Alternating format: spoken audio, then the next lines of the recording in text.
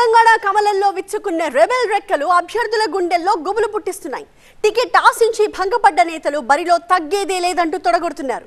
దీంతో ఇప్పటికే క్యాండిడేట్స్ ని ఫిక్స్ చేసి ప్రచారంలో దూకుడు పెంచేసిన పార్టీకి గుబులు మొదలైంది. బలమైన అభ్యర్థుల్ని పోటీలో దింపడానికి వలస నేతలకు అవకాశం ఇచ్చిన కాషాయ పార్టీ ఇప్పుడు పాత నేతల అసంతృప్తిని ఎలా బుజ్జగిస్తుంది అన్న చర్చ ఆసక్తి రేపుతోంది.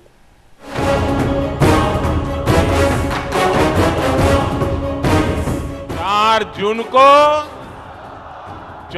जून को और तेलंगाना भी कह रहा है अब की बार विकसित भारत के लिए, विकसित तेलंगाना के लिए 4 वन्नलू दाटाली बीजेपी की वोटू वैयाली. ప్రధాని మోదీ నిర్దేశించిన ఇదే మంత్రంతో లోక్సభ ఎన్నికల్లో ప్రజల్లోకి వెళ్తున్నారు తెలంగాణ కాషాయ దళం నేతలు. అబ్ కీ బార్ 400 పార్ అంటూ ప్రచారం కొనసాగిస్తున్నారు. వికసిత భారత్ తో పాటు వికసిత తెలంగాణ కోసం బీజేపీకే ఓట్లు వేయాలని కోరుతున్నారు. ఇప్పటికే 17 స్థానాల్లో అభ్యర్థులను ప్రకటించిన బీజేపీ ప్రచారంలో కూడా అదే దూకుడు కొనసాగించాలని భావిస్తోంది. అయితే కొన్ని కీలక స్థానాల్లో టికెట్ ఆశించి భంగపడ్డ పలువురు నేతలు కాషాయ పార్టీకి స్పీడ్ బ్రేకర్లుగా మారారు.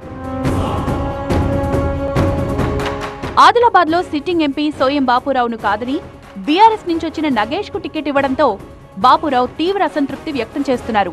అసెంబ్లీ ఎన్నికల్లో ఆదిలాబాద్ జిల్లా నుంచి తన వల్లే 4 ఎమ్మెల్యే స్థానాలు దక్కాయని, అయినా పార్టీ తనని పట్టించుకోలేదని ఆవేదన వ్యక్తం చేస్తున్నారు సోయం.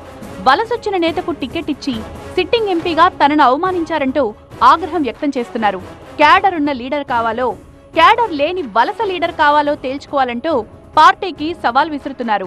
పార్టీ తన నిర్ణయం మార్చుకోకుంటే రెబల్ అభ్యర్థిగా బరిలో దిగి ప్రధాని మోదీ ఫోటో పెట్టుకుని ప్రచారం చేస్తానని చెప్తున్నారు. ఎన్నికల్లో ఆదివాసీల మద్దతు తనకే ఉంటుందని సోయం స్పష్టం చేస్తున్నారు. దీంతో ఆయన్ను బుజ్జగించేందుకు రాష్ట్ర నాయకత్వం రంగంలో దిగింది. ఇప్పటికే బీజేపీ రాష్ట్ర అధ్యక్షుడు కిషన్ రెడ్డి ఆయనతో ఫోన్లో మాట్లాడినట్లు తెలుస్తోంది. అవసరమైతే నేరుగా కలిసి బుజ్జగించేందుకు కూడా ప్రయత్నాలు చేస్తున్నారు.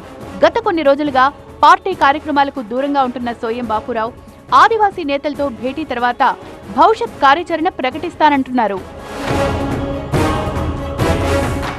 వరంగల్ సీటు కూడా కాషాయ పార్టీని కంగారు పెట్టిస్తోంది.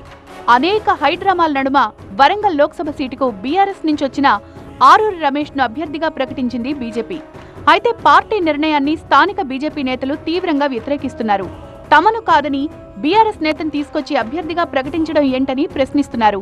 గత కొంతకాలంగా నియోజకవర్గంలో పార్టీ కోసం పనిచేస్తోన్న పార్టీ యువనేత చిట్టూరి అశోక్ రెబల్ అభ్యర్థిగా బరిలో ఉంటా అంటూ తేల్చి చెప్తున్నారు. స్థానిక బీజేపీ నేతకు టికెట్ ఇస్తే పార్టీ గెలుపు కోసం పనిచేసేవారమని, కానీ ఆరూరికి అవకాశం ఇవ్వడంతో ఎట్టి పరిస్థితుల్లో రెబల్ గా నిలబడి సత్తా చాటుతామంటున్నారు.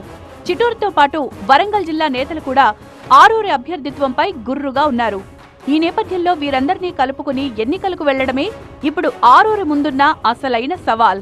పార్టీకి వ్యతిరేకం కాదు కానీ వ్యక్తికి వ్యతిరేకంగా ఇండిపెండెంట్ గా బీజేపీ రెబల్ గా బరిలో దిగి ఆరూరి రమేష్ ఓడిపోవడానికి, ఒకవేళ మేము గెలిచినట్లయితే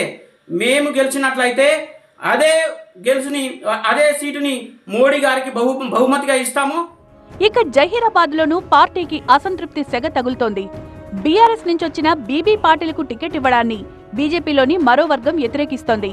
ఇక్కడ జైపాల్ రెడ్డి బీజేపీ టికెట్ ఆశించి భంగపడ్డారు. ఆయన ఇంకా అసంతృప్తిని వేళ్లేదు. ఇతర పార్టీ నుంచి వచ్చిన నేతకు టికెట్ ఇవ్వడాన్ని ఆయన తప్పుపడుతున్నారు. ప్రస్తుతానికి పార్టీ కార్యక్రమాలకు దూరంగా ఉంటున్న జైపాల్ రెడ్డి రెబల్ గా బరిలో దిగాలా వద్దా అన్న దానిపై అనుచరులు కార్యకర్తలతో చర్చిస్తున్నారు. మెదక్ అభ్యర్థిగా రఘునందన్ రావు ఎంపికను అక్కడి పార్టీ నేత అంజిరెడ్డి తప్పుపడుతున్నారు. అసెంబ్లీ ఎన్నికల సమయంలో ఎంపీ సీట్ ఇస్తామన్న అధిష్టానం ఇప్పుడు ఎమ్మెల్యేగా ఓడిన రఘునందన్ కు టికెట్ ఇవ్వడం ఏంటని ఆయన ప్రశ్నిస్తున్నారు. వలస నేతలకు టికెట్లు ఇవ్వడంతో పాత నేతలు అలకపాన్ పెక్కారు. సరే, టికెట్ కోసమే పార్టీలో చేరిన నేతకు కూడా బీజేపీ షాక్ ఇచ్చింది. ఖమ్మం స్థానం ఆశించి జలగం వెంకట్రావు కాషాయ కండువా కప్పుకున్నారు. ఆయనతో పాటు చేరిన 4గురికి ఎంపీ టికెట్లు ఇచ్చిన అధిష్టానం జలగంకు మాత్రం ఝలక్కిచ్చింది. రీసెంట్ గా ఖమ్మం లోక్సభ టికెట్ ను తాండ్ర వినోద్రావుకి ఇవ్వడంతో ఏం చేయాలో దిక్కుతోచని స్థితిలో జలగ ఉన్నారు. ఇలా టికెట్ ఆశించి భంగపడ్డ నేతలను పార్టీ నేతలు ఇంతవరకు సంప్రదించలేదని మరింత ఆగ్రహం వ్యక్తం చేస్తున్నారు. మరి అలకపాను పెక్కి కూర్చున్న నేతలను బీజేపీ అధిష్టానం ఏ విధంగా బుజ్జగిస్తుందో చూడాలి.